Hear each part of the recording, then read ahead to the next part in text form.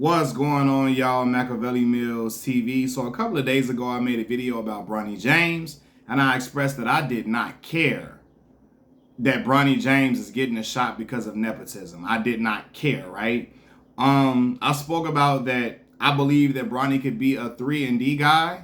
Work on his confidence because he can shoot that shot for sure, right? And he's a guy that plays defense, can play defense. He's athletic. He can slide his feet, good lateral quickness. I think he could be a solid 3-and-D guy, right? And a lot of people, certain people in particular, like, are you crazy? You don't know what you're talking about. Imagine what people are going to think about him. Imagine what his peers are going to feel about him that he's getting a shot because he's LeBron James' son. And I'm going to say this to y'all like I said before. Who gives a fuck what people think? Who cares? When white folks hire their kids at these Fortune 500 companies, when they're the CEOs and they hire their kids and they're not qualified, they don't have the work experience, they've never done any work in this field, and they're making more money than the other people that's been there for years, they don't give a fuck about what you think about it, what people think about it. They don't give a rat's ass about what this person feel about their son and their child working in this company and they have no prior job experience. They could give a damn and they tell y'all, kiss my ass. My son gonna be up in here, whether y'all like it or not. I'm gonna use my muscle, flex my weight around for my children or my nieces and nephews to be up in this company because goddamn it, I've worked hard enough for my name to mean something where I can get my folks through the door or make their dreams come true or give them an opportunity to make some bread. That's exactly what LeBron James is doing. Hey, listen, man. I've done enough of this league, whether y'all like it or not. Y'all can say, oh, he's a flopper, all of that. LeBron James been the face of the league for over a decade, right? He's transitioning out of it now. But he was the face of the league for over a decade, right? Bringing a ton of viewership to the game, whether y'all like him or not. He was the one he was the straw stirring the drink for the NBA, right? A Pantheon great, Mount Rushmore talent. Listen, man, my son got a dream of playing in this league. If I can help, my name can help my son get a shot, I'm going to do that. Fuck it. Right? If he's good, if he's not good enough, he won't stick around long. Since y'all say you taking somebody else's spot. If he's not good enough, he won't stay around long. LeBron James ain't got that much longer to play. Once LeBron James done, hey, if Bronny ain't good enough, he ain't going to stick around. Bron got probably like 2 more years to play. For real, for real. After that, when Bron gone, if Bronny James ain't good enough, he not gonna stick around. And it is what it is. But some of y'all think, what the hell, how are they gonna feel? Just imagine how people are gonna feel about him. Man, who give a fuck, bro? White people don't be caring about this shit. Only black folks, what are people gonna think? Man. And like I told y'all before, I don't care about the nepotism because a lot of other folks use nepotism all the time. I've seen it with my own 2 eyes. My mama worked at a law firm. At that law firm, they was hiring friends, family, all type of relatives, and all of that who did not have the qualifications, who did not have the experience that other people had in them fields, and they did not care. They hiring them and paying them above what other people would make at them positions, and they did not care because they cared about their family members, their children, their cousins, their sisters, their brothers attaining some type of money and being able to drive in strong revenue and income. They didn't care what other people thought, right? And so some of y'all, oh, what are people going to think? Then I see people saying, the fact remains, 0% of college players would declare with those stats that Bronny James averaged. It's ridiculous to even consider. So Bronny James averaged 4.8 points per game, rounded up to 5 a game, 2.8 rebounds a game, rounded up to 3 rebounds a game, and 2.1 assists a game, right? So 5 a game, 3 rebounds, 2 assists. People said it's silly to declare nobody else. A person said this particular stat. The fact remains 0% of college players would declare with those stats. It's ridiculous to even consider. But see, a lot of y'all just started watching basketball a few years ago and shit. I'm 31. I've been watching this game for real, seriously, since I was 6-7 years old. Right? I knew what I was watching, 6-7 years old, watching the game for real. Been watching the game because my cousin went Division I at West Virginia. You feel me? My people just love basketball, love football, all that. I've been watching sports for a long time. I remember on a 2009-2010 Kentucky Wildcat team. The team John Wall, DeMarcus Cousins, Them dudes was on, all of them was on. There's a player by the name of Daniel Orton, a big man, 6'10" dude from Oklahoma City, Oklahoma. Daniel Orton averaged a whopping 3.4 points a game, 3.3 rebounds a game, and 1.4 blocks a game in 13 minutes. He averaged 3 points a game, 3 rebounds a game, and 1.4 blocks, and went in the fucking first round. The first round. So all that nobody would even declare. Daniel Orton had worse stats than Bronny. Or similar stats than Bronny. Similar stats than outside of the blocks. And he went in the first round. If some of y'all go say, well, he went to Kentucky, you don't care. No, bro. No, because Daniel went to the league and then didn't do nothing. Right? And so, but y'all said, like it's some difference in the stats because he went to Kentucky. No, bro, same stuff. Same stuff. Right? And Daniel, the thing about this too, Daniel went first, like I said, first round, averaging 3 points and 3 rebounds a game. Nobody would ever declare.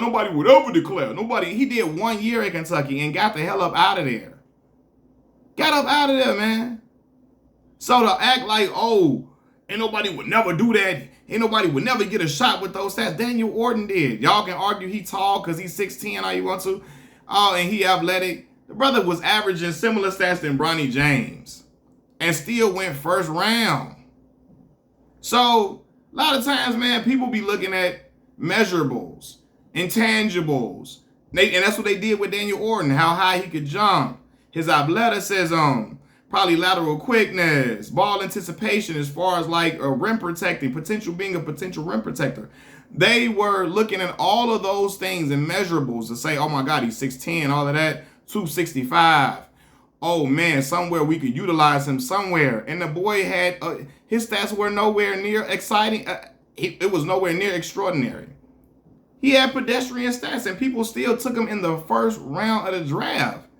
So to act like a lot of y'all don't even know that. Y'all don't even know who Daniel Orton is. I remember he went to the Magic and I'm like, damn, big man that be buried on the bench. He got up out of that first round. Late first round, but yet and still first round. So, you know, and again, I pointed out all these different players. Oh, all these like nepotism. You know, this is never supposed to fly. Michael Jordan wouldn't allow his son to do that. Yes, the fuck he would have. Because he let Jeff Jordan get a scholarship to Illinois when we all knew in Chicago and Illinois, Jeff was nowhere near a Big Ten basketball player. We knew that. Because the little brother Marcus wasn't even a Big Ten player. He went to Central Florida. And Marcus was better than Jeff. He allowed Jeff to stay on Illinois team. And he didn't say, Jeff, man, hey, you're not good. You're taking a kid's spot. He say, fuck it. Y'all getting my Jordan shoes over there at Illinois? My son better be on that goddamn team. Hey, his airness, the heirs of his airness better be over here thriving. You better be, I don't care if he ain't playing. He allowed his son to be on Illinois, knowing he taking a roster spot, knowing he was not Big Ten talent at all. Jeff was nowhere near close. He wasn't close to nowhere near Bronny. He wasn't close to Marcus. Jeff was nowhere near that, and he allowed Jeff to be over there on the Illinois roster spot. So all that Michael Jordan would have never did this and that. Y'all get up out of here. And like I said, there's been nepotism in the league before. Kobe Carr was trash as a motherfucker. I'm talking about an Oedipus Rex motherfucker. Sorry. He was garbage. And he got that look because he was George Karl's son playing with the Lakers and all of that, right? Luke Walton was trash as hell. I don't care. 1 year, in the middle of his years, he averaged 11. All them other years outside of that, Luke was averaging shit like 2.4 a game, 3 a game, 5 a game, 2 a game, 1 a game, 1.7, 1.3, 2 a game, garbage. Only reason he was getting them shots is because he was not late. I'm sorry, I'm not trying to make the brother deceased. Because he was Bill Walton's son, and they was letting him get them opportunities. Luke Walton was never on nothing. As a player and as a coach, he was never on nothing. All right? Same thing could be said for, what's the other boy name? John Berry. Now, I watch basketball. Brent Berry was the one that was like that. John was never like that. John was a dude, he was a decent shooter, knocked down some shots. He never was a great defender, was a liability defending the ball, right? John was 4 a game, 3 a game, 3 a game, 2.5 a game, 5 a game. He was never good. Right? But he stayed around. He wasn't even no dead-eye, just super dead-eye shooter like that. You know what I mean? But he stayed around because he was a decent shooter. But he stayed around because he was Rick Barry's, the Hall of Famer, Rick Barry's son, right? And stayed around. He shouldn't have been around that long, man. John Barry was never like that. He was never good. Never was. But he stayed around for a while.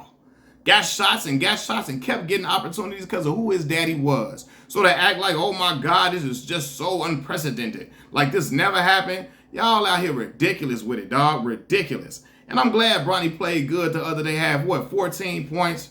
14. People say, 40% shooting, whatever.